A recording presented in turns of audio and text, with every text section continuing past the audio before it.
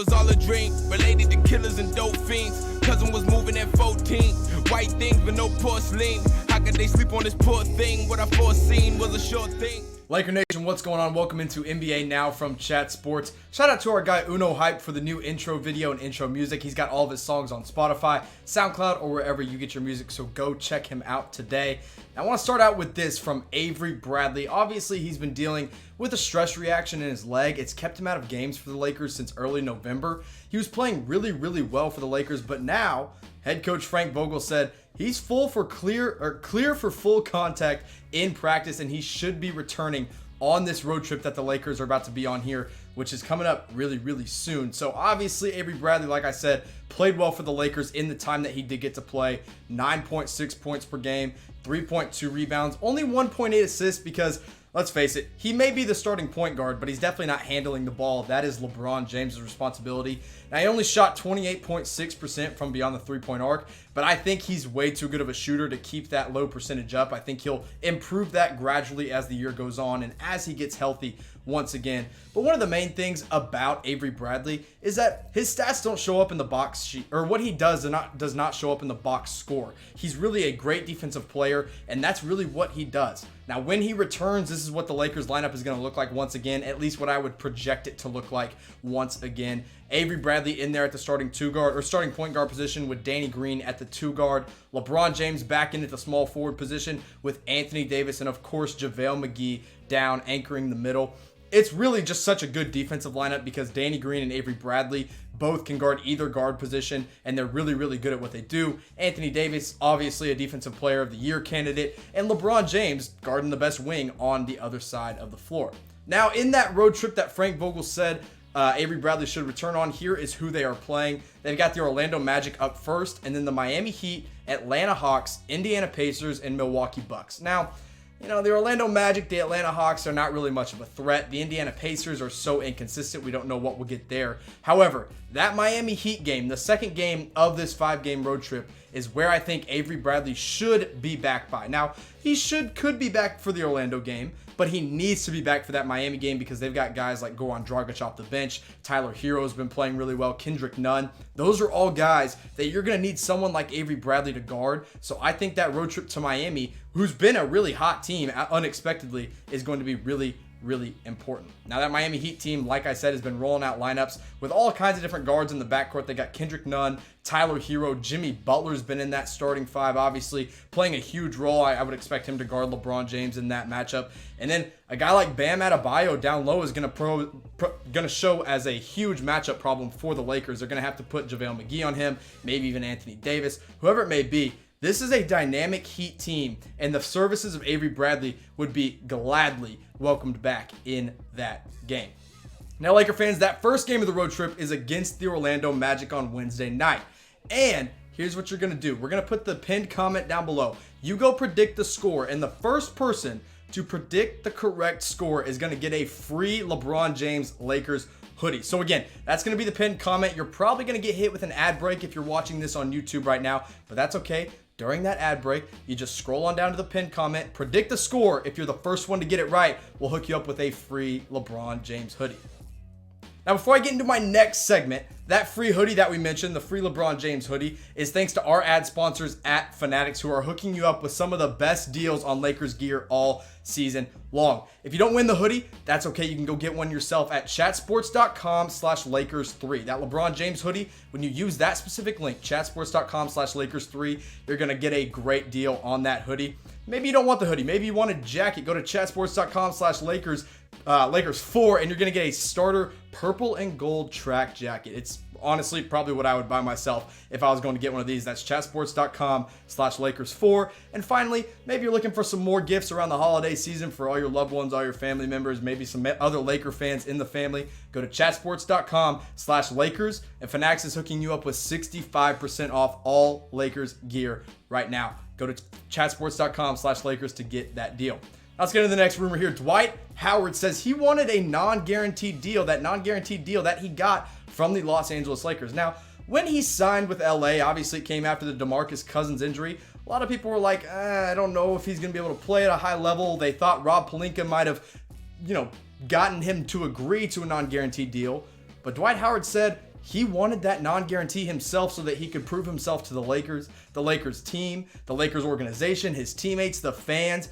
And honestly, I truly believe he's done that. Dwight Howard has proven himself as a valuable member of this Lakers team this year. Here are his stats this season so far: 7 points per game, 7 rebounds, 1.4 blocks, and shooting 74.2% from the field. Now, he's not starting, but he is playing more of those starter minutes. JaVale McGee gets to start. Dwight Howard comes in and plays a huge role off the bench, goes in, makes some energetic alley-oop plays, makes some great defensive plays, and is bringing down rebounds and shooting the ball at a really efficient rate because everything's coming around the rim for Dwight Howard right now. Now let's compare him from this year's Dwight Howard to the 2012-2013 Dwight Howard. That is the Dwight Howard that first came to the Los Angeles Lakers when it was Kobe and Steve Nash and everything was supposed to be great, but it wasn't that great. Now, obviously those numbers in 2012-2013 look a lot better just on the surface. 17.1 points per game, 12.4 rebounds, 2.4 blocks. But here's where I want to turn your attention to. His field goal percentage during those Laker days, 57.8% from the field, and he was playing 36 minutes per game. He's obviously only playing 20 minutes per game this year. He's shooting 74.2% from the field. Here's the thing. Dwight Howard in 2012-2013 didn't know his role. He still wanted to be the guy, but now he realizes that's not where he's at in his career, and he's playing much more efficient basketball. That's why he's shooting 74% from the field, because he's accepted his role, he's embraced his role, and now he's trying to prove himself as a valuable member of this team. And then when we talk about player efficiency rating, that is the players that do the most with the amount of minutes they're given, the most efficient players on the floor for the Lakers, Dwight Howard is in that top 5. You've got Anthony Davis, who's just above the rest of the pack at 29.08 PER. LeBron at about a 27 PER. JaVale McGee, 21. Rondo's at 18.36, but that is a little inflated because he hasn't played many games. But then Dwight Howard right there at 17.25. So when he's on the floor, you know that he is going to be efficient and he's going to make a difference on the other end of the floor. That's why this non-guaranteed deal has already paid off for both him and the Lakers. He has proven himself, again, as an efficient and valuable member of this Los Angeles Lakers team. Now, I want to throw this question out there. This was a non-guaranteed deal for Dwight Howard, but it was still a beautiful chunk of money for just the average everyday Joe. So what is the first thing you would buy with the money that is given in the NBA contract? So let's say you're out there, you get a $5 million NBA contract. What are you going to buy with that? Look, I know it's an NBA contract, but I'm trying to get season floor tickets. So that's what I'd buy with my NBA contract. Let me know what you would get in the comment section below. Now, before I break down this last little segment, which I think you're going to really enjoy if you're a Lakers fan, I want to give a shout out to our sponsors at BetDSI. Look, the Lakers are basically running the NBA this year. They're a safe bet almost every single night, and the best place to place that bet is at BetDSI. So go to chatsports.com/bet. Go put your first bet down. They're going to hook you up with a nice little deposit bonus. It's a great deal at chatsports.com/bet. Make some money betting on some Lakers games this season. So let's get into it. Is Anthony Davis an actual MVP candidate? Look, I'll be honest. Coming into the season, I was like, hey, he's going to be incredible. AD is a top 10 player in the league right now. But I didn't think he'd be in the MVP conversation. Now, I'm changing my mind. After what I saw in that Minnesota Timberwolves game, I truly believe AD is an MVP candidate. He should be in the conversation, especially because he gets it done on both ends of the floor. Now, I mentioned it just a second ago, but this Timberwolves game was absolutely out of this world from AD. He scored 50 points, pulled down 7 rebounds, dished out 6 assists, which is great for a big man, and he got 4 steals to go along with 1 block, which just shows his defensive and offensive potential, and really just what he does on a consistent basis is disrupts the offense. The flow of the offense for the other team, they almost can't get into it because of what he does. Now, on the year as a whole, 27.7 points per game. He's been playing just really great basketball. 9 rebounds, 3 assists. He's blocking 2.7 blocks or shots per game this year, which is among the league leaders. It's really just incredible what Anthony Davis has been able to do on a consistent basis, night in and night out. Now, the MVP conversation this year has really revolved around 4 players. Anthony Davis hasn't really been thrusted into that conversation quite yet. Now I am putting him in that conversation, but these are the 4 that have regularly been mentioned for the MVP. It's Giannis Antetokounmpo of the Milwaukee Bucks. Luka Doncic is having a great year for the Dallas Mavericks. LeBron James, of course, for the Lakers already. And then James Harden of the Houston Rockets. Outside of those 4, people have, not really mentioned anybody else. Well, hello, I want to shout out the new MVP conversation, and that's these four: AD, Giannis, Luka, and LeBron. Because, I still like James Harden, but he doesn't get it done on both ends of the floor as well as AD does, or as well as LeBron does. He's not doing it efficiently as Giannis and Luka.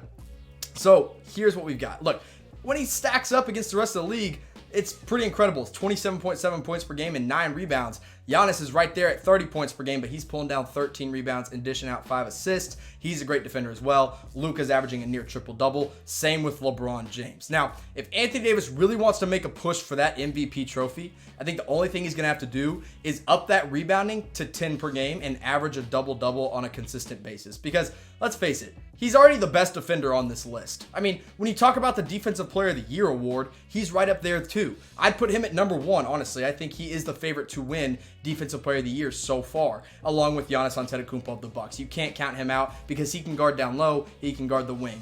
Rudy Gobert, of course, you can't count him out either because he's always going to block every shot. And the Jazz just aren't good enough, I don't think, right now to put him at the top of this Defensive Player of the Year conversation. Kawhi Leonard would probably be higher if it weren't for the load management games. And I've actually got Ben Simmons in my top 5 as well. I think he's been playing some incredible defense for the Philadelphia 76ers, just not enough to be number 1. So when you talk about defensive and offensive potential, or, skill, Anthony Davis is right there. He's at the top. He's number 1 when it comes to both sides of the ball. So you have to put him in the MVP conversation. I'm not picking him as my MVP right now, but maybe if he keeps this level of play up, I'll put him in there. But who is your pick for MVP of the 2019-2020 season? I know it's a young season. We're only about 20 games in, but we know a lot. So who is your MVP? Is it LeBron? Is it Giannis? Is it AD? Is it Luka? Maybe it's James Harden, whoever it may be. Let me know in the comment section below.